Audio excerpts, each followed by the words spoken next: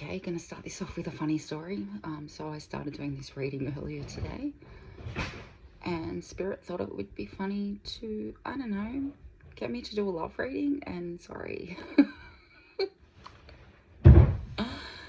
So my response to that was to do a full cleanse of my decks. And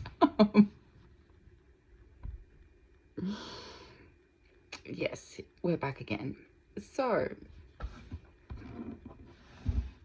I have been called to use my Naked Truth Oracle, and then because there's like always like tattoos in this deck on the figures, I thought, hey, I'll use my tattoo deck.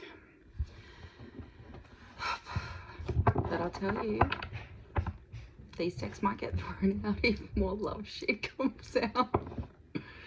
Love is good.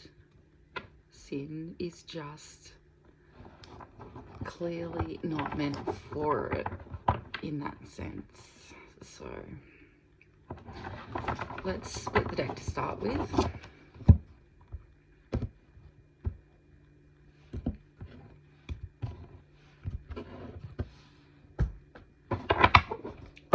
Bottom of the deck.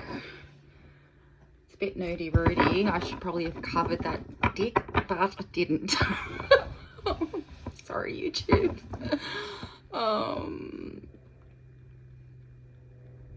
Do I start re-recording? I don't know, maybe I can edit that bit in one of my programs and get the penis out. So we got ponder. A deadline, sorry. Why did ponder come to my head? Maybe I saw that before I split the deck. Who knows? But we've got, for the tattoo, we have got tenacity, close the deal. And that's got the peach rose.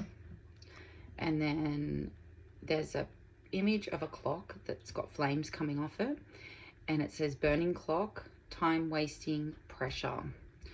So maybe there's a deadline that someone feels like is approaching. Maybe you feel like the deadline has passed. But it's kind of bringing up that panicky kind of energy. So this could be about a job. It could be about submitting something to a publisher and getting it there a day late, or feeling like you're not going to get it there by midnight. Could be that you have a uni assignment. You could be like me, where you wait to do them until the day before or the day of, and then always feeling like you're chasing a deadline. Which is funny because I've just re-enrolled in uni, so maybe it's reminding me, don't do that, Sin. Listen, ancestors, you're gonna have to have a good sit down with my AuDHD.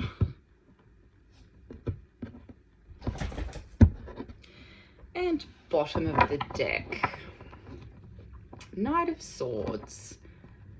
So knights are messengers, action takers, and the Knight of Swords, being an air sign, is going to revolve around communication,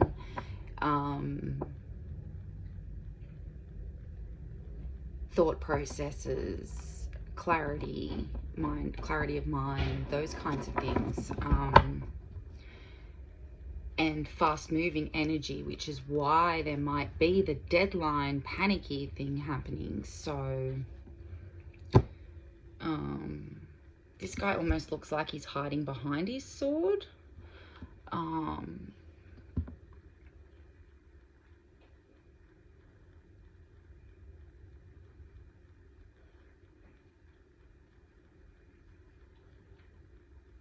don't know, he's not looking real confident.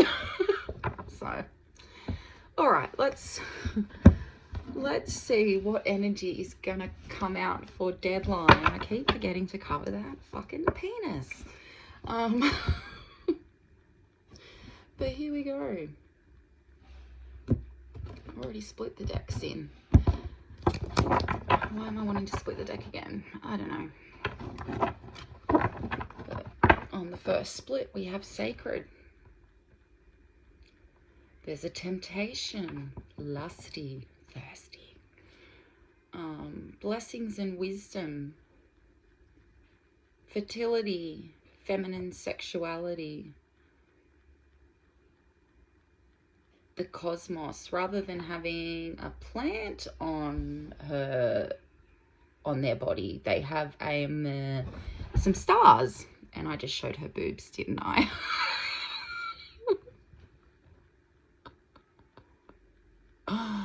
Oh God, I'm gonna get flagged.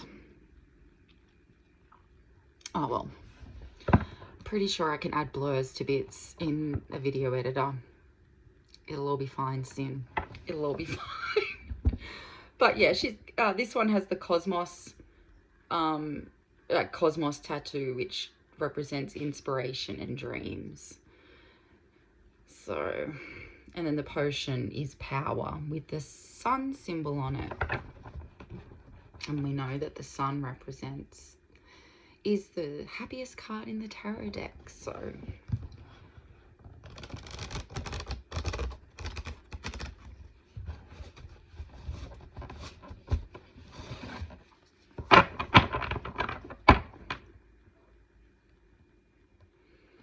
and to me, it's never quite made sense to me that the sun is allocated to masculine energy and the moon is allocated to feminine energy. Because to me, the sun represents life on earth.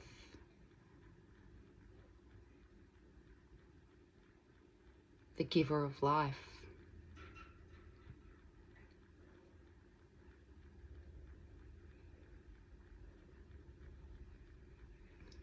Which seems more aligned with the nurturer, creator energy type deal, you know? I don't know. Maybe I'm just waffling. Anyway, so what are we feeling like we are on a deadline about? What are we feeling like we are on a deadline about? What is this deadline energy, this panicked, running out of time type of energy that we're got going on in this reading today?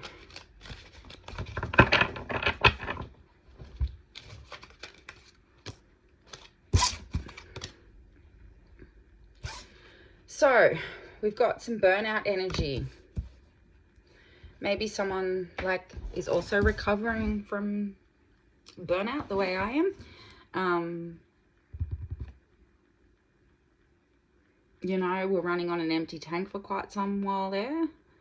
I have been refilling my tank, refilling my cup.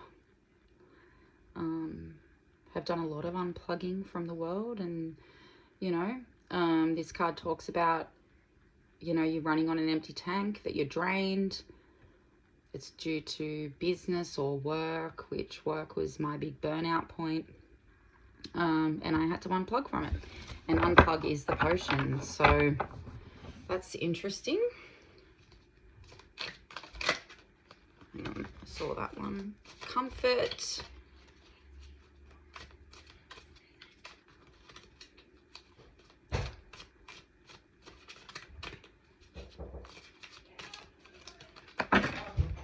And from the imagery on there, and the words and stuff. Hang on, I've dropped a whole heap of cards.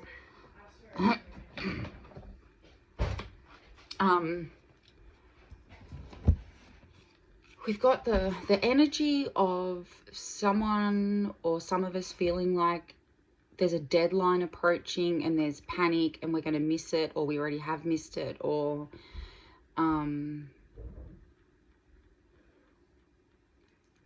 I'm even hearing unclear what the deadline is. Unclear like what the time frame, where that time ends. kind of deal.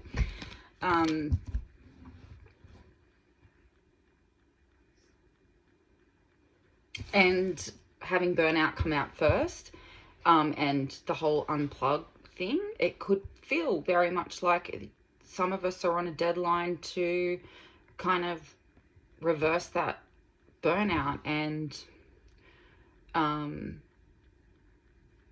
take some action in our lives to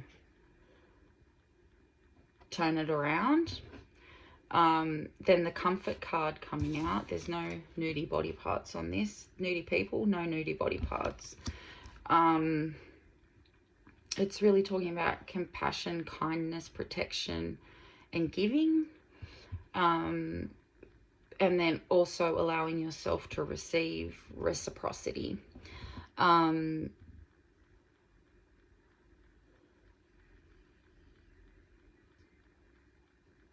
If you're someone like me, I am an overgiver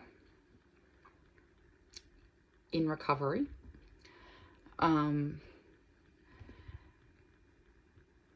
Allowing myself to receive was a very hard lesson to learn,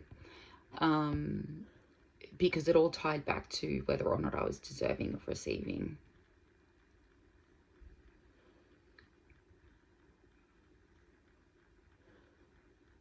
And that all came down to the way I viewed myself.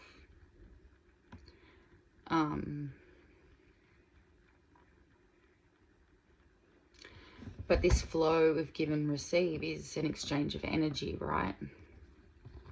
And it's really important for us to know that when we are giving our energy, that we are replenishing our energy too. A lot of that job is us needing to make sure that we are not taking from our own store to give to others, but giving to others from our overflow, and making sure that the energy exchange is a reciprocal one. And when I say a reciprocal one, we all have ways in which we are stronger at showing up, and ways that we have less strength in showing up. And what one person's capacity is different to another person's capacity. But I think when we're talking reciprocity, it's what your individual capacity is what you work out what your part of reciprocity is, and understanding what somebody else's capacity is and what they can give, even if it looks less than what you give, is still a form of reciprocity within our own means, right?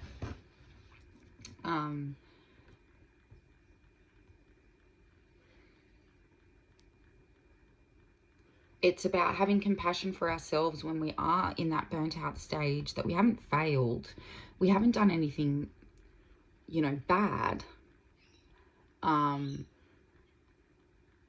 There are systems that require this kind of wearing ourselves to the bone kind of stuff. And especially when you come from multiple marginalized communities, you really do feel like you have to prove yourself above and beyond to be recognized in the same way that people with less marginalizations or no marginalizations have to extend their effort to, if that makes sense. Maybe there is no deadline on how fast you recover from burnout. Maybe it's just each of us recover in our own ways, slowly build back our capacity, learn how to reduce the risk of burnout again. And I come back to making sure that you're always filling your own cup, learning to say no.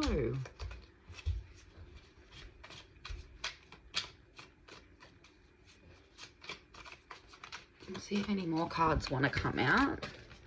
But maybe it just wants to talk about, you know, there is no deadline. There is no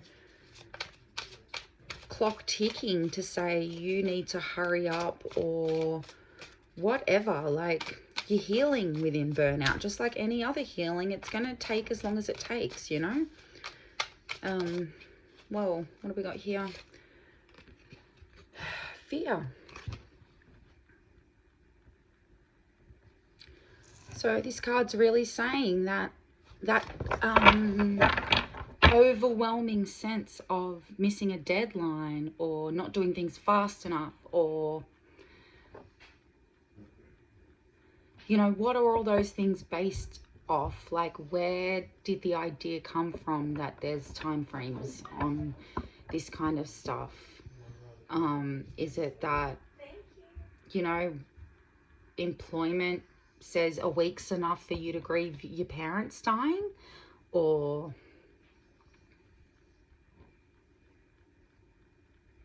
you know, 14 days is long enough for you to recover completely from a deadly COVID infection? I don't know, like, seems a bit capitalistic to me. But yeah, we all know sin hates the capitalism. So, but really, it's, the fear card is saying do a reality check, you know. It could just be you that's setting that deadline on yourself because you have internal perfectionism issues, or, you know,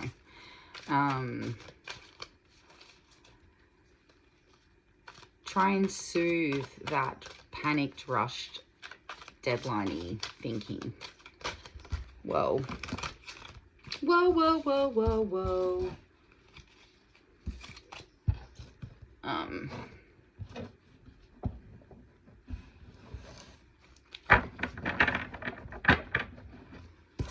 We've got the Haughty card. Its recommendation is to move away from that thinking, move away from that deadline, capitalism bullshit, right? Find your own flow. Reflect on how you got to this point of burnout, and then redirect some of that energy back into yourself, really. You need to de-escalate that type of overgiving behavior.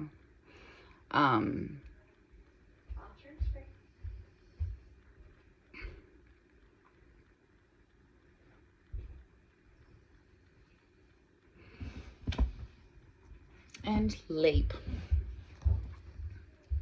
Be bold and open your heart. Rise to the occasion. Perform under pressure. So even if you are feeling this deadline pressure, you know, the perform under pressure, not sure I like the word perform, although we do perform a lot under capitalism.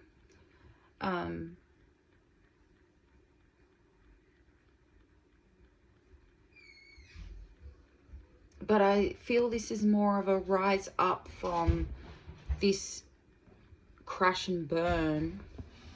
And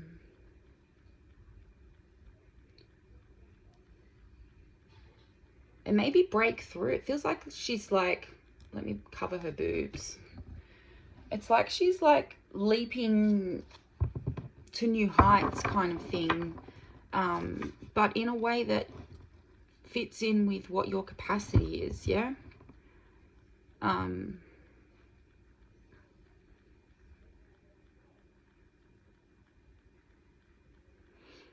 the potion says, be brave. Do we have any more messages?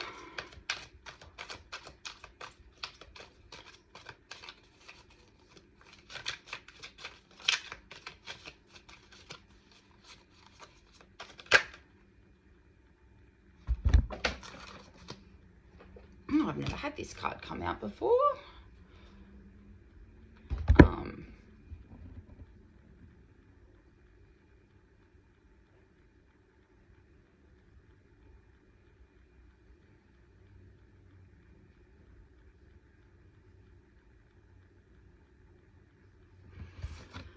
interesting, because I was talking about, like, where did all the thinking come from, that there's a deadline, that there's a time restraint on healing, that there's, you know, a set time that you must be recovered from burnout in. And this card says, like, they're silly rules. It's just a form of mind control, you know. It's simplistic thinking with no free thought. And the potion is take in more knowledge. Take in more knowledge about these arbitrary rules and boundaries and deadlines that the colonial capitalist system places on us.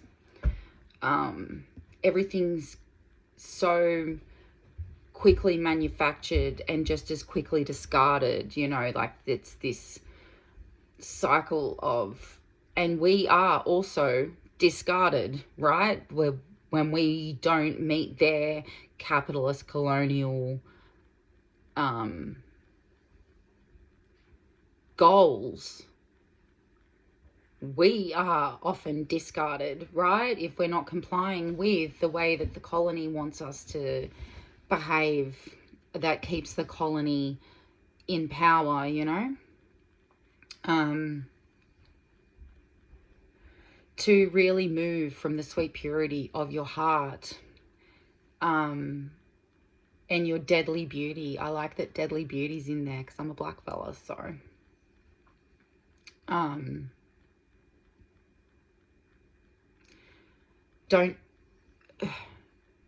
don't just follow what society is doing, because most of society are asleep and don't know what they're doing. They're doing what they've been told to do, not what is right for them to do, but what they've been told to do in order to be a successful member of a colonial capitalist society, right?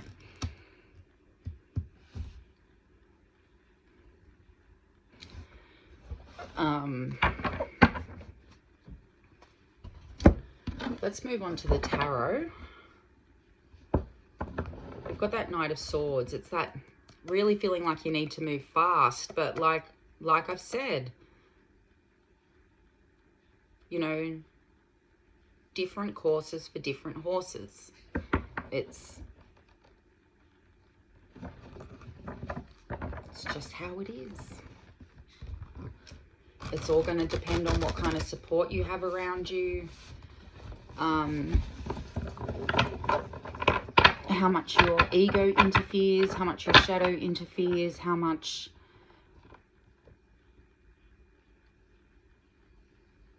financial resources you have.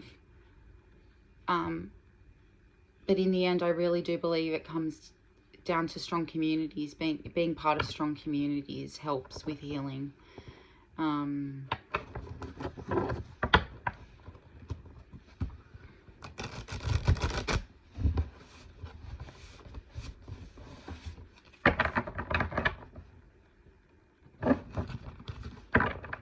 look, we've got the Star, which is a very healing card. Okay, let's see what tarot comes out. Tarot advice for moving through burnout. I really like this. It's much better than the cards that came out the first time I tried to do a reading for you.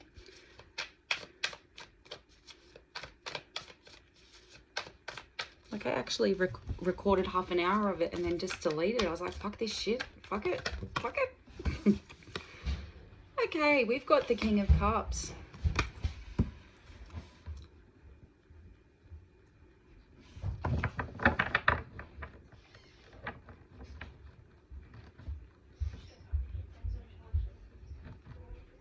And on the bottom of the deck, we have the Death card, which is death and rebirth. So there's a lot of water energy that's come out now. So we're talking the emotional body. The King of Cups. All kings are good leaders. The King of Cups is emotionally intelligent, can express their emotions, can lead from the heart. They're led by their heart. And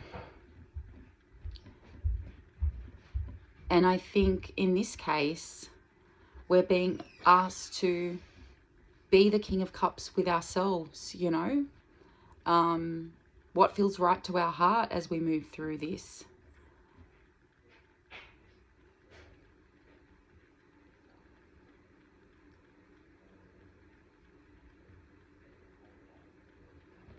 But about taking the lead in your own emotional recovery as well, because being burnt out isn't just a physical thing. It's psychological, it's emotional. And I'm really feeling from this, it's about taking the lead in your own recovery and allowing yourself to be transformed by showing up for yourself with the love that you show up for with other people. Yeah. And then we've got the Devil and the Seven of Swords, and that's come out under fear. So that's not surprising, because the Devil is representative of like things like fear, shadow, addiction, harmful behaviors, obsession, strong desire even.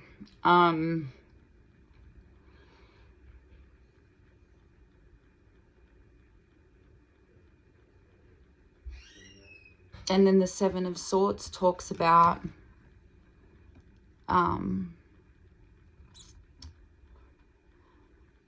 betrayal and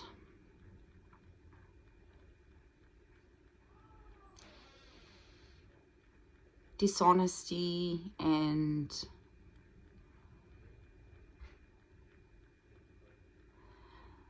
but in a reading like this, I really see it as, you know, recognizing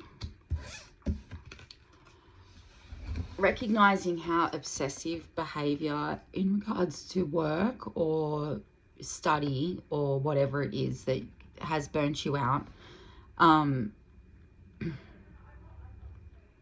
is a form of self-betrayal, right? Because we aren't giving to ourselves, we're depleting our own cup, but yet we're out here filling other people's cups. And it is a form of self-betrayal, and it's about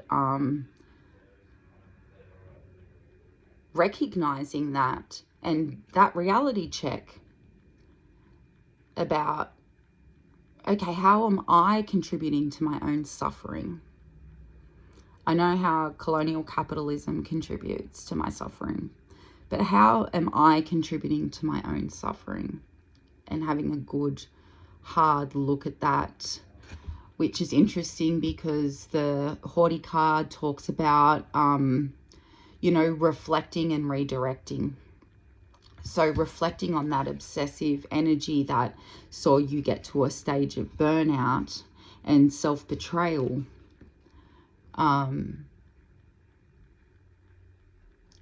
and start reworking that behavior into something that is more of a healing and something that can be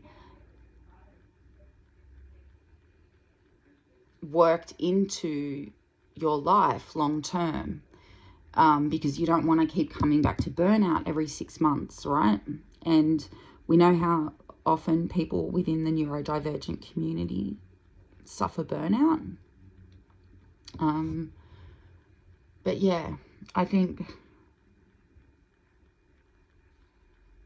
it's definitely about having that good hard look at yourself, having a good hard look at the artificial ways in which society has us existing.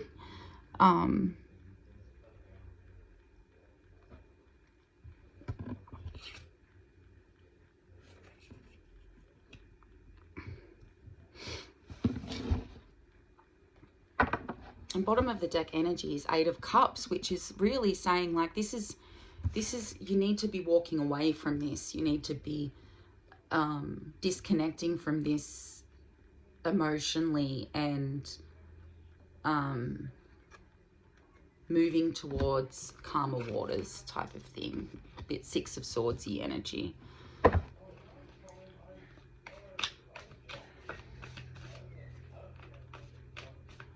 Okay, have we got one for the last card? Naive.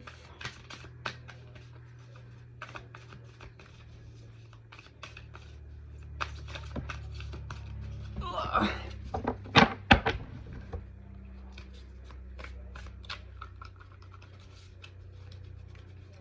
Where exactly should more knowledge be gained? Okay, let's get those cards. King of Wands.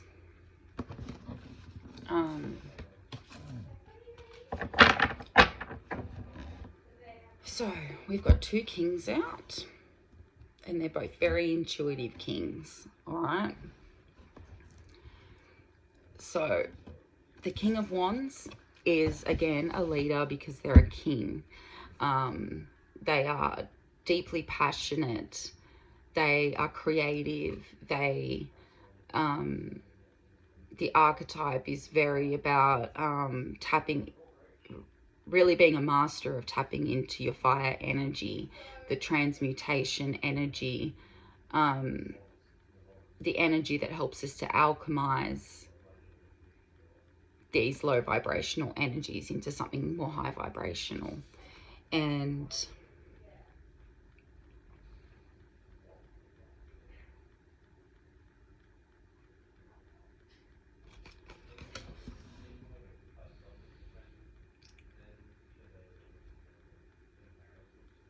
they're a person of free thought.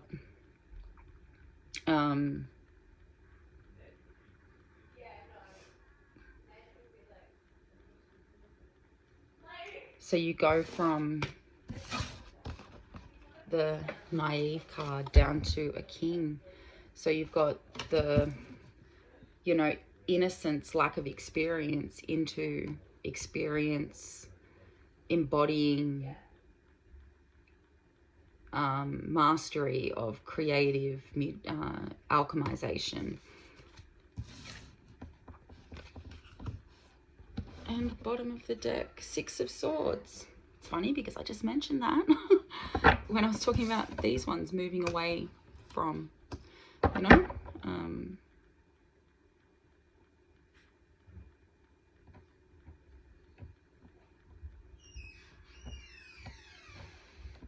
just thinking about the lack of experience on that card, and the way in which lived experience is not given the credit that it's due.